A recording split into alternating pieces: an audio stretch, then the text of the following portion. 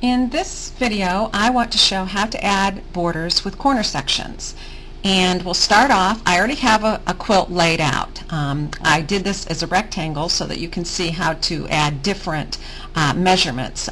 It's kind of easy to add borders to a square quilt, but it gets a little bit more advanced when you are working with a rectangle quilt, so that's why I wanted to demonstrate this.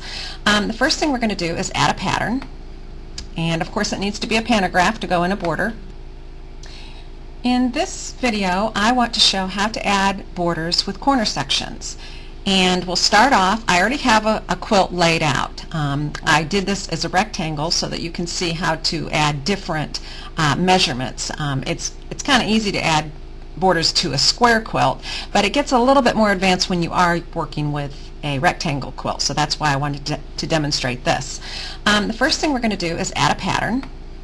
And of course it needs to be a pantograph to go in a border to begin with. Let's select the block. We're going to select this top border.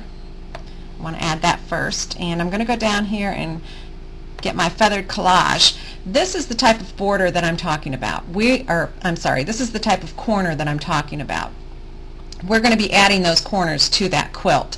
But first of all, I just want to go ahead and work with the border itself. So I'm going to add that pattern. Okay, there it is in the top section. And as you can see, it's got a little bit too many, well, a lot too much in there. It's not going to leave enough room to put those corner legs on there. So the first thing I want to do is clip off. Let's get some full repeats going in there. And I think I'm just going to take 3 repeats.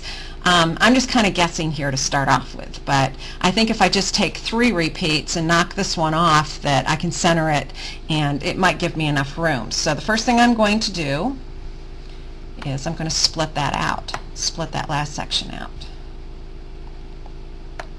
And let me turn the zoom on so you can see what I'm doing. Oops, let me pan it over. Zoom out a little bit. Okay. That's good. I'm going to split this out, and for those of you who haven't used the split feature, this is kind of how you do it. You just kind of work it so that, okay, I don't know if you can see this on the video, but part of this is red and part of this is green, and that shows me that that repeat has been split out. So I'm going to finish that up. Now I'm going to delete that. Okay, see what we've got left? So I'm going to modify this pattern up here. I'm going to move it. Let's just center it for now. Here again, I don't know if this is the right size or not, but this is what I'm going to start with. Okay, the next thing I'm going to do is add the corner sections. So we're going to add a pattern. We're going to add a block. Remember, the corners are blocks. And it's asking me to select a block. And since I don't really have a block in the corner, I'm just going to select one of these blocks that I have for a block. That looks like a good, let me go ahead and select it. You know, one of these blocks looks like a good size to fit in the corner, and I'm going to move it anyway, so I'm just taking a block and adding something to it. Okay, go back to my feathered collage. I'm going to add that corner to it. It's fitting in the pattern. Okay, there it is. Now, as you can see, the very first thing I need to do is rotate it. So I'm going to rotate it 90 degrees. And if you look here, I don't know if you can see this. Let me zoom it up a little bit. See, what you see here is I kind of want the flower. It goes flower and then it ends in feather. Flower and ends in feather.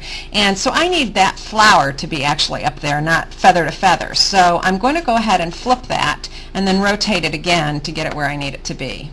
Now I'm going to move it up there where it needs to be. And here again, I just am just putting it in there.